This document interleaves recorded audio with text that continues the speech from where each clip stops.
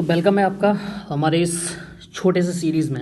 इस सीरीज़ का नाम है स्लैम्स क्रैश कोर्स। ठीक है, इस सीरीज़ में मेनली हम बायोलॉजी और केमिस्ट्री कवर करेंगे। ठीक है, फुल कवर करेंगे, एक एक चीज़ कवर करेंगे और मैं ये गारंटी दे रहा हूँ कि सवाल इससे ही आएगा। ठीक है, बस आप बने रहिए, सुनते रहिए और मज़ा लीजिए इस सफ़र का। ठीक है, तो आज का अपना पहला चैप्टर है 11th क्लास का बायोलॉजी का, द लिविंग बर्ड। ठीक है, और इसके की कॉन्सेप्ट क्या है? ठीक है, हम इसमें क्या क्या पढ़ने वाले हैं? व्हाट इज़ लिविंग पढ़ने वाले हैं। ठीक है, व्हाट इज़ लिविंग पढ़ने वाले हैं, टैक्सोनॉमी हायरार्ची पढ़ने वाले हैं, टैक्सोनॉमिकल एड्स पढ़ने वाले हैं, बायनोमियल नोमेनक्लेचर पढ़ने वाले हैं और अपना लास्ट टॉपिक है टैक्सोनॉमी एंड सिस्टमैटिक्स पढ़ने वाले हैं। ठीक है, जो मैं बता रहा हूँ उस पर ही ध्यान देना है, बाकी फालतू चीज़ों में दिमाग नहीं लगाना। ठीक है, मैं एनसीईआरटी की एक चीज़ कवर करके आया हूँ। ठीक है, जितना लिमिटेड पढ़ोगे लास्ट टाइम पे उतना मज़ा आएगा, रिवीजन अच्छे से होगा और इतना ज़्यादा कॉन्फिडेंस बिल्डअप होगा ना, तुम्हें ये लगेगा कि भाई मेरा कुछ छूटा ही नहीं है। ठीक है, तो एनसीईआरटी में जो जो इंपॉर्टेंट चीज़ें हैं मैंने बस वही करी हैं, जो नॉर्मल चीज़ें आती वो तो आप कर ही दोगे। ठीक है, तो अपना क्या है, व्हाट इज़ लिविंग। ठीक है, ग्रोथ, रिप्रोडक्शन, मेटाबॉलिज्म और कॉन्शियसनेस।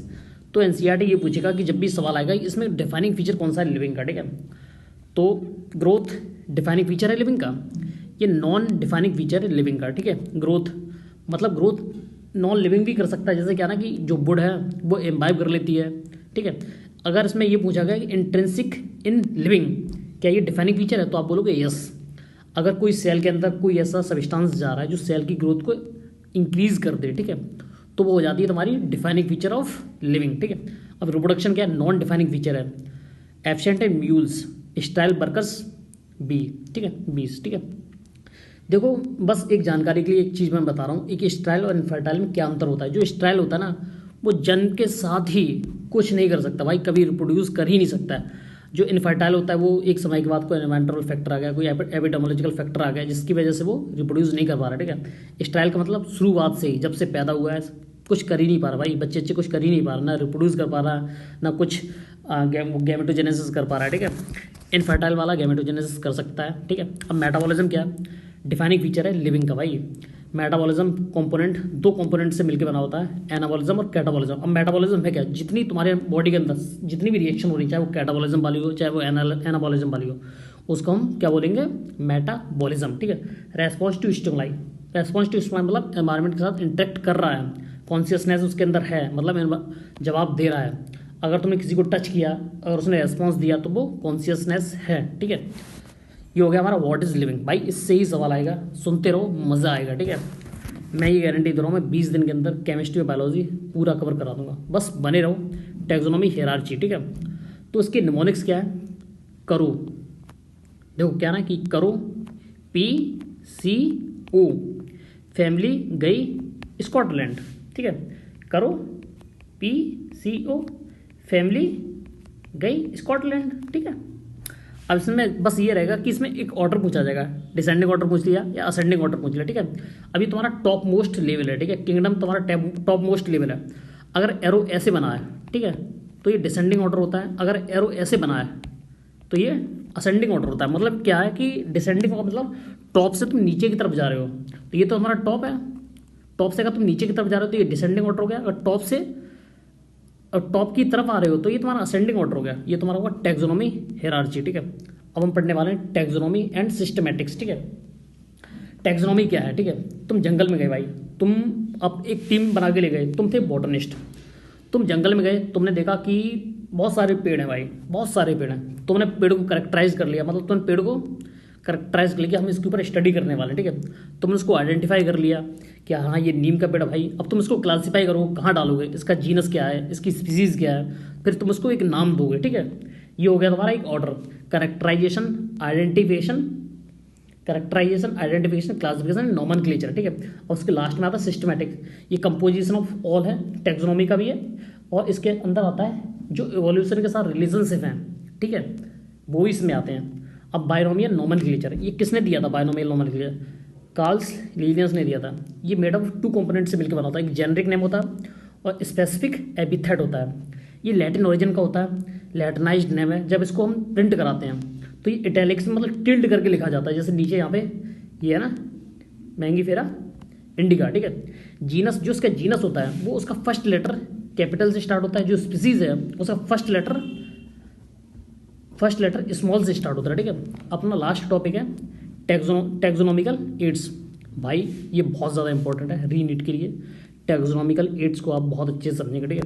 अब हर्बेरियम, नाम में ही सब कुछ छुपा हुआ है। हर्बेरियम, हर्ब मतलब प्लांट, तो ये तुम्हारा हो गया हर्बेरियम, ठीक है। मज़ा आ रहा है, सुनने में मज़ा आ रहा है। अभी और ज़्यादा मज़ा आएगा जब आपकी फ्रिक्वेंसी मेरे साथ सेट हो जाएगी ना।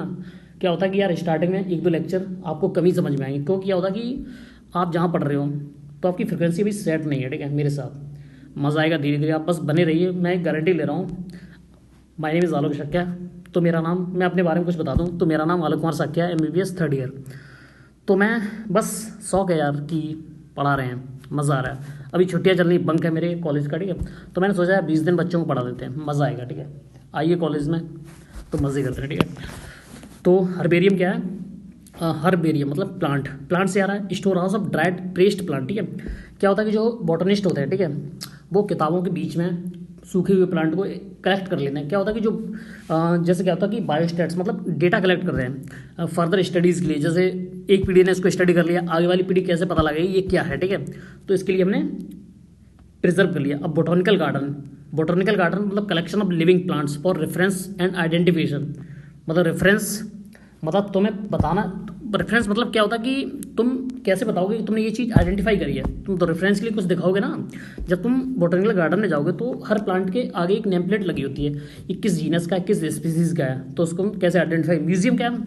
Museum collection of preserve plant and animal, ये दोनों के लिए होता है, ठीक है। इसमें डेड एनिमल और डेड प्लांट्स रखे जाते हैं। जूलॉजिकल पार्क, जू मतलब एनिमल, पार्क मतलब पार्क।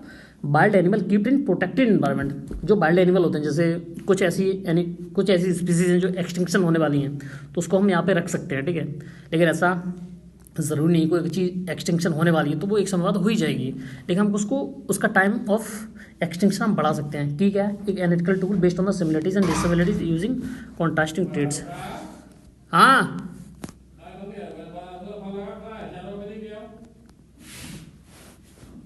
मेरा फोन छत पे धरो।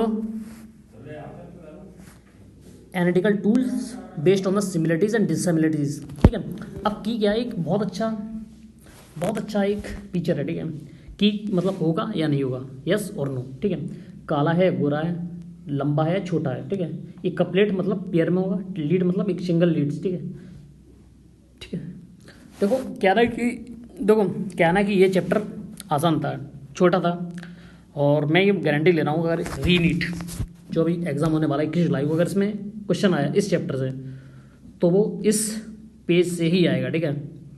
बस अच्छे से रिवीजन करिए।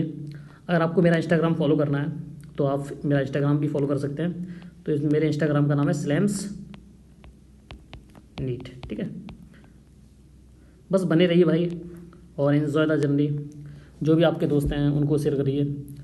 मैं आपको 20 दिन के अंदर पूरा केमिस्ट्री, बायोलॉजी, अगर टाइम बच जाएगा तो मैं उसके अंदर कुछ ऐसे क्वेश्चन करा दूंगा। बाकी एंजॉय द डे, पढ़ते रहिए, मज़े करिए, आसान है, हो जाएगा। आपका नहीं हुआ तो किसका होगा, ठीक है। Thank you.